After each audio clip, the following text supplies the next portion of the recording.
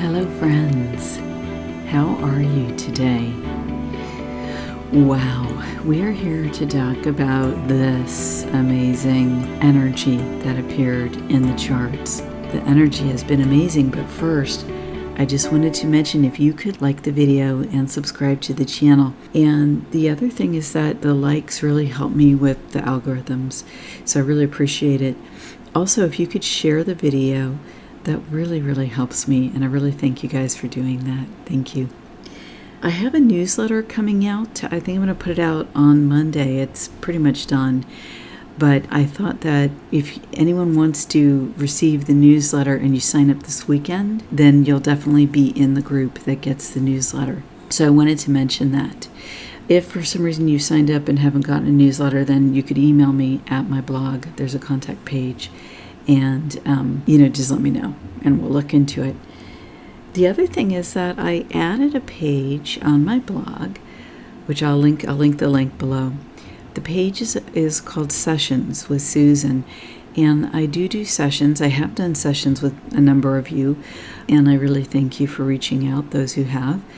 It seems like it's gone pretty well. And I really enjoy doing this work. So if you have interest in working with me, just take a look at that. The page describes what working with me is like, and you can always reach out through that page as well. Okay, so in this video, I'm going to talk about the changes in the chart, and then I want to talk about the energies, which are amazing. We had the major activity was really at 7.83 here. You see the steady line through this entire chart, and then we had the periods of rest with some activation, like here, our inner passion here at the same frequency of our planet, 7.83 right there. It was interesting because there was a geomagnetic storm, and it's fascinating because right when that geomagnetic storm happened, it almost immediately at the initiation of that storm, which was right here in the charts, you see, you have to add 7 hours here to get to the conversion for the Schumann chart. And so that's right here. And so at the initiation of that geomagnetic storm, what was interesting is that the technological effect changed. And it changed from being like this in the low hertz to being almost clear initially. See right here, it's almost like it cleared it. A couple times right there and right there. But then it was hours that it kind of muted the technological effect at these lower hertz levels. It actually muted it across the board. And the other change that happened is that see here, there's only a little bit of them now. These pinks and magentas, royal purples, not very present. Immediately, now see, preceding that, look what was going on. See these colors? It was amazing, and there were rainbow colors and everything. And then here's where the geomagnetic flare was. And so if this is a technology, it would kind of lend credence to that a geomagnetic storm would affect technological monitoring in our atmosphere.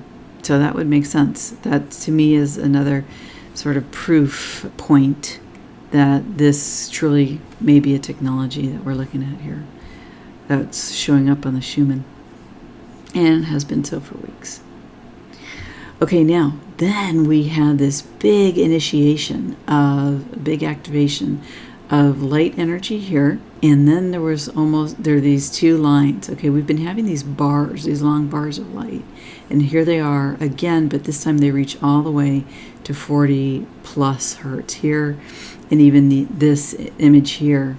Now, I'm going to talk about the images and the energy in a second, but what I wanted to show you is a quick look behind the chart to see how they came to be created.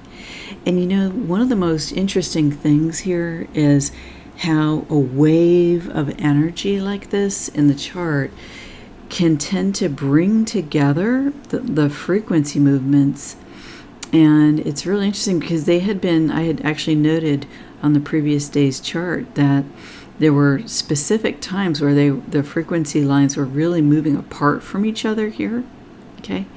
And then even in the, well, anyway, it was happening different combination of colors. But you see here that as the, let's see here, what time was this? This started at about 12, okay? And so here's 12, okay? But this is the really interesting thing about these large waves of light in the chart. The effect starts happening quite a bit longer before the chart, before the wave comes, okay? Now, by that, what I'm talking about is, let's see where it starts. Dun, dun, dun, dun, dun, dun, dun. Okay. Where you can more clearly see it is here. Okay, so you have, okay, so these two are coming from different, this comes down, this comes up on this chart, but then they start to see here, they start to move together right about here. And then the waves initiated here. Okay, so they all basically go up, down, kind of jaggedy here, up, down, up, and then the only one that differentiates, interestingly, is green here, coming down. So I just thought that that was interesting because I had actually remarked that they were moving at cross purposes at times together, times cross purposes previously on this very chart. And here's another example of that. And this effect seems like it may have started even maybe a little further out, but definitely here, about the same time. It's amazing, like the amplitudes even show up much more. The amplitude is the energy of the resonance, but you can see here, look, the patterns are almost exact here. Even here, it's more differentiated in the up right there, but you can still see it, okay, in the other resonances. And here, even the green still went along with it, although the only difference was this little bump up right there. So I just thought that was interesting how all the amplitudes just came right into line. It's almost like there's something about the presentation of this energy that brings these resonances. It's like they all move into line with each other in the frequency flows of how that flows, and then how the amplitudes flow, and then look at the qualities. This is really interesting because they were generally all, I'd say, about flattish. We had some differentiation here and here in red and yellow, but this was the most interesting thing. First of all, the okay, there were two things. First, the qualities of the yellow, red, and green were all at about the same hertz ranges, roughly speaking, but very similar, okay? And then the other interesting thing was that the white spiked. It basically, you had an activation in the white quality, okay? And what that means is that the quality is like the clearness of the frequency. So therefore, the pureness of its resonant tone, if you will, if I was to compare this to music and it was a tone, you'd hear the tone more and more clearly the more the quality increased. So you get a spike up here, and that's significantly higher than at 16 in white than any of the other colors in this part of the chart. And so you get this initiation in the white resonance of a very clear quality, okay? And that happens right at about 12, and that happens right here at the initiation of the wave. Pretty interesting, huh? Pretty interesting, really fascinating.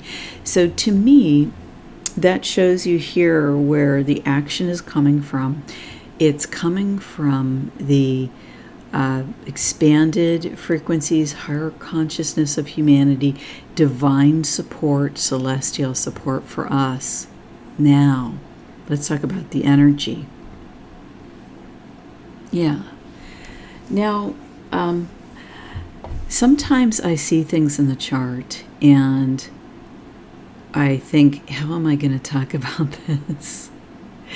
And so I spent several hours this morning just thinking about how am I going to talk about this. And then my neighbors had visitors, and then there was construction. And so anyway, that's why this video has come out later. That just wasn't, it would have just been too much commotion in the background. But I guess I'm ready to talk about it now. So what this white image looked like to me, because I always like to interpret the images. But the first thing, when I saw this, the first thing I thought was, this looks like a feminine body part, okay? A sexual part. And so that was the first thing that came to me, okay? And I was like, whoa. I didn't expect to see that in the chart this morning. And, it's so fascinating is I literally, after this wave woke up, this wave just came in, okay, this wave of white. And then right here, I was awake. I just woke up, bam, it was 4 a.m. my time. And then you had these two bars of light really, really close to each other. And then grounding similarly to how this image grounds, okay? We still have this, I called it the hedge of protection here, at about 0.5 hertz to 0 hertz. A hedge of protection meaning energy that's not in alignment with the highest good, it cannot get through it. So a hedge of protection is like divine support, divine protection, like a shield, like the shield that Archangel Michael uses to protect us when we call on him, and that he uses to protect himself when he fights with the devil. Okay, so that protection is in place here in the low frequencies. It's interesting because this here, these two bars of light do reach into the autonomic frequencies. So my interpretation of this is coming from the autonomic, in my view. That part of the life force is fueled by the soul. That's how I read it. And so this part of the chart is coming from like our soul desire, okay? And this part of the chart is a reflection of human consciousness, okay? And by the way, we manifest the soul's energy. We are souls incarnate. That's what it says in the Bible, that the body is the temple of the soul. So what I interpreted this as is that this is, let's say, the female creation power there, which comes from the divine. And here are two energies together, the male and the female. I was having these incredible insights about how the divine wants to be one with us in terms of our sexuality, that the energy of the divine, that is the soul with which we are incarnated, wants to be one with us in expressing sexually our love for each other when we do those things, okay, in the ways that are appropriate for us as adults, okay? As adults who are expressing true honoring and respectful love with another adult, okay? But that the divine wishes to be one with us in that. And I guess that, what's coming up for me is sort of the idea of why do we get married before a religious figure, a priest or pastor or whoever the religious figure happens to be, depending on your religion. It's because it's an acknowledgement of God being present in the relationship ultimately, and spiritually present in the relationship, in our day-to-day lives, in our day-to-day interactions with each other. And, feminine sexuality and the act of being in a procreative couple where you are going to produce children to further the human race. I mean, this is one of our responsibilities for those adults who choose to take this up. This is an honorable function of being a fully formed, fully present adult in our society. To birth, educate, guide, be in family with, generationally support the next generation that is going to continue humanity, that is going to continue our culture, that is going to continue our way of life, right? These are very, very important things. Now, in the Western world, in the hustle and bustle of having full-time jobs, of men and women working, and in American society, of the stress, the financial stress of having monthly payments, needing now two couples to make those monthly payments.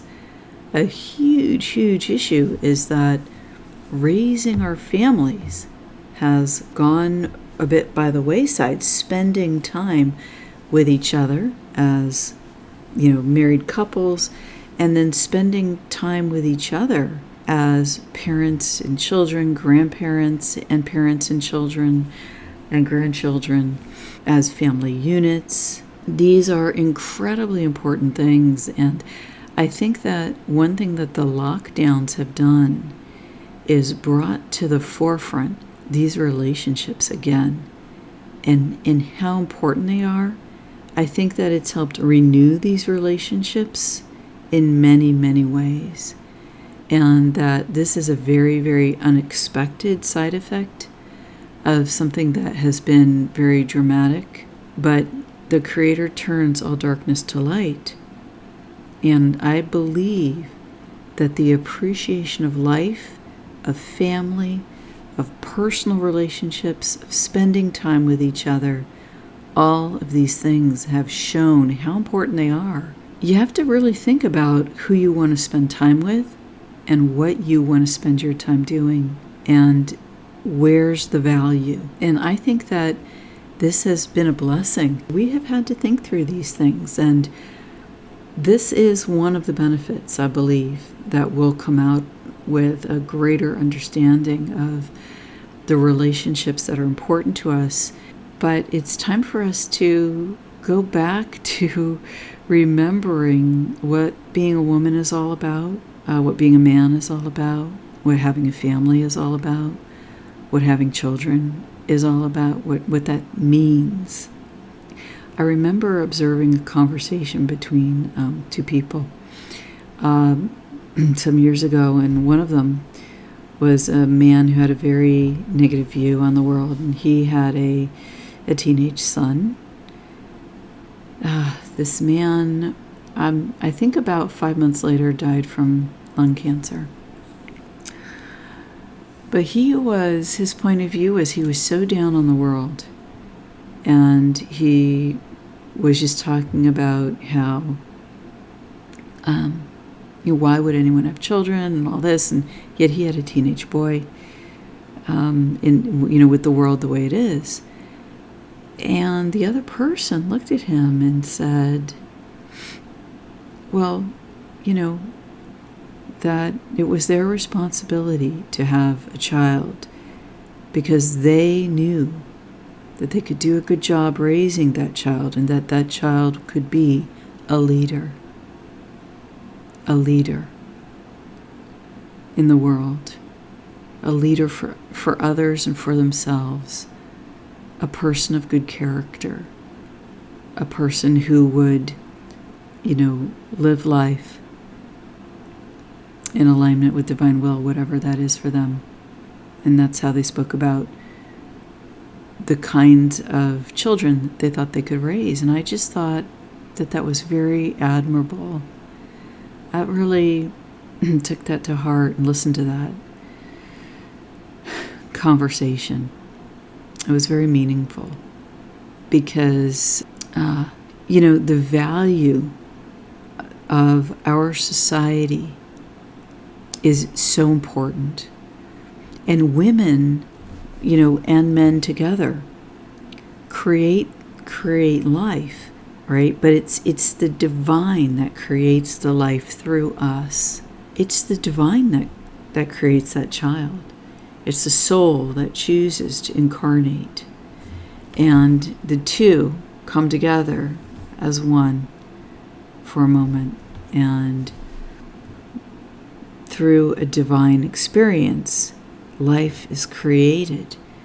And that was the message that I got this morning after seeing this on the chart, that God wishes to be present in this process in a much more deep way than God has been for our society in recent years and decades.